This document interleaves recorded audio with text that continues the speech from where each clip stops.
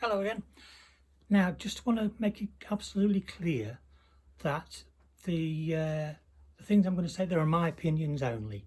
I'm not saying that this is the way it is, or you know, this is what I've experienced, and just my advice really that I'm passing on to you. And in no way am I being negative towards either one of the two subjects I'm going to approach with you now. It's basically just what I've experienced. The majority of you will have used both of what I'm about to discuss with you now. So I just want to make that 100% clear. So I'm going to make a very brief video. I like to say brief video and then go on for 20 minutes. But basically I'm going to do Park4night, which you can just about see, versus, Britstop. Now, Britstop is a small family-run company, and I think they're brilliant, to be honest. And I'm basically tackling this subject from a budget perspective. Can you go and have budget van life adventures without Britstops or without Park4life, or is it best to have both? Or let's have a little discussion about it.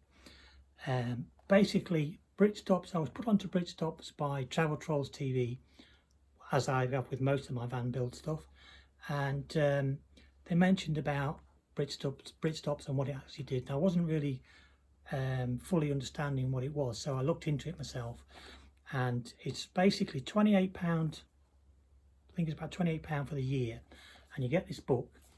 Now in this book there's, I think it's over 1,000, I think it's just over 1,000 pubs that basically allow you to stay in their car park.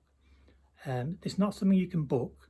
You go in on the day that you want to stay there, and you basically take your book in, say, I'm a Britstopper, is it all right if I stay in your car park? And if they've got room, they'll say yes. There's no charges, but it's one of those situations where it's a nicety that you go in and buy a drink maybe, or have a meal or something like that. But it's not mandatory, but it's a courtesy. That's the word I'm looking for. Now, I went away on my last adventure for about 6 weeks, and I stayed at two Britstop locations. The first one was, I did have it in, the Rod and Reel, it was called, the Rod and Reel at, and I'm going to butcher the name of the place, and I'm sorry, Scottish people, Creanleric, and basically I wanted somewhere to stay, and I wanted to have something to eat really, and I thought if I can combine the two, then I can review the Britstop experience. I'm struggling with my words today. So basically I went to the Rod and Reel and I said, I'm a Britstopper, am I alright to use your car park tonight? The car park was a big car park, and it was empty, and the young lad behind the till, yeah, no problem at all, that's fine, no problem. There was no intimation about, are you going to use the services, are you going to have a drink or whatever. It was help yourself, there's plenty of room, which was really nice and welcoming.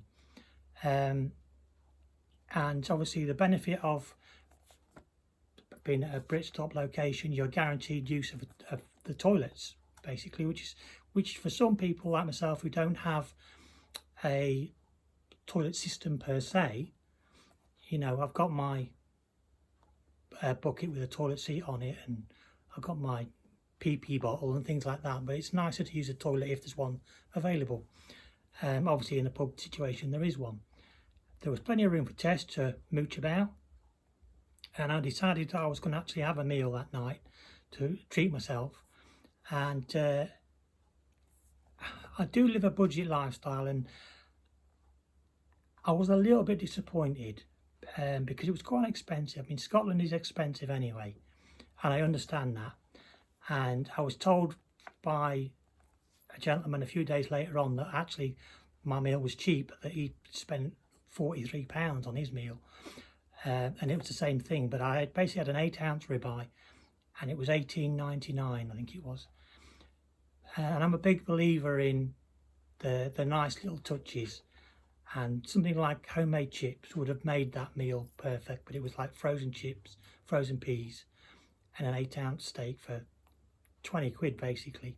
But it was nice, and I didn't have to cook it myself, and the people there were lovely, you know, and couldn't fault it. The second one I'd say that was a place called Big Jessie's in the Mull of Kintyre, and I'd been wild camping for quite a few days, and I fancied a bit of the luxury. I thought I'll go there, and it was a cafe, and I thought I quite like the sound of it. There was only two in the Mull of Kintyre, 2 Britstops, and it's got car park spacing for 3 vehicles. There's water there, toilets, and rubbish disposal. And basically you go in there, say I'm a Britstopper, and there's taking you park, and they'll tell you where to park.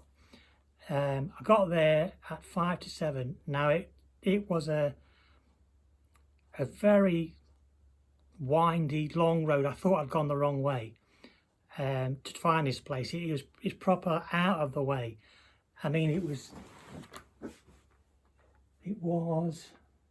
I want to say, I don't know if I'm still going to be in shot.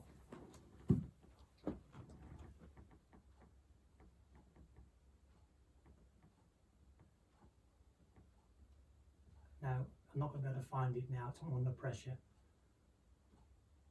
Oh, I am. It's there. Can you see me? No. There, where my head is. But it's basically in the west side, Scotland, in line with South Lanarkshire, basically. But it's all the way across, and it's the Mull of Kintyre, down from Argyll and Bute. But it was a real windy track, and I got down the bottom there. And I found it. Like, oh, thank God! And it was 5 to 7, and I was exhausted. I was knackered, and I thought I need to take Tess out first, and then I'll go and get something to eat from the cafe. I thought, well, I best check first, see what time he closes. And I walked in there and I said, "Oh, I'm a Britstopper. I'm okay to park." He said, "Yeah, that's not a problem." And he actually told me there's a better place to park that isn't owned by him, but it's private land that isn't being used, and the right to roam Act, you can park and overlook the sea. I said, "Oh, that's brilliant." I just take my dog out, and you know, I'd come back from the to eat. "What time do you close?" Is it 7 o'clock? I said, "Oh." I said, "Oh, all right." He said, "Oh, were you wanting something to eat?" I said, "Well, yeah, really." He said, "What is it you wanted?" And I saw a sign on the doors. I went in there about fish and chips. I thought, I really fancy fish and chips.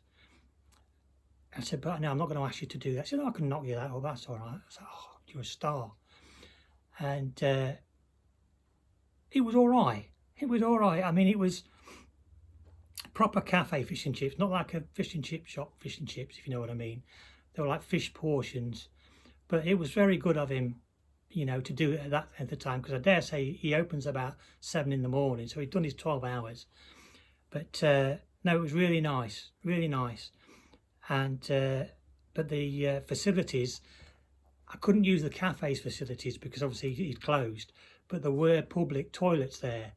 Now, if you go on my Instagram, you'll see a picture of a toilet. There's it's a 2-picture page, and there's a warning saying, "Is this the worst toilet in Scotland?" You know, from like the Train Spotting film, because the pan was shot to shit. Basically, it was like, oh, couldn't go in there, couldn't do it. So the thought of having to go there and thinking, "Oh, I've got the facilities," I didn't have it at that time, but that was my own fault for going that late. But they're nice to know that they're there. Now, as I say, they were the only two Britstoppers that I stayed at, basically because I found that the Park4night app gave me so many options that were obviously free, but also there were places like when I stayed at the shores of Loch Lomond, excuse me, there was a a Park4night location there. Now, how it works, for those of you, I doubt very much that you haven't used it yet, but basically it's an app that you download and you put for search for a location near me, if you've finished travelling for the day, that is, and it will bring up places where people have stayed and left a review on. And it could be anywhere from a lay-by to a secluded lane, or a public car park, or like a sports centre, you know, that closes at, I don't know, 8 o'clock at night, so there's nobody there, so you could use the car park there stealthily. But this one particular place at Loch Lomond, the shores of Loch Lomond, it was very busy, because it was the place where, hello darling, Tessa's come to say hello. You just see your ear there. You are, I was just going to show you then, you've gone. But yeah, it was very busy, quite noisy, because it's near a roundabout, but the location was superb. You're right on the banks of the loch, and you've got the mountains opposite, and it's where they run boat rides from there as well, for the Loch Lomond boat ride places.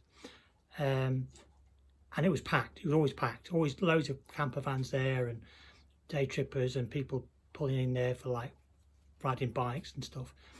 But there was a little cafe there that did basic stuff like cheese and onion paninis, I think was it, and teas and coffees and things. But there were also 8 Portaloo toilets that were spotlessly clean, you know, and again, it's free, totally free. There was no limit on the amount of time you could stay there. There was no car parking charges. It was basically, if you can get in, if you can fit in, you're all right. But again, as I say, it was noisy, which doesn't bother me at all. Doesn't bother me. You can settle down, Tess. No, she's going to be sick. I'm going to have to scoot off.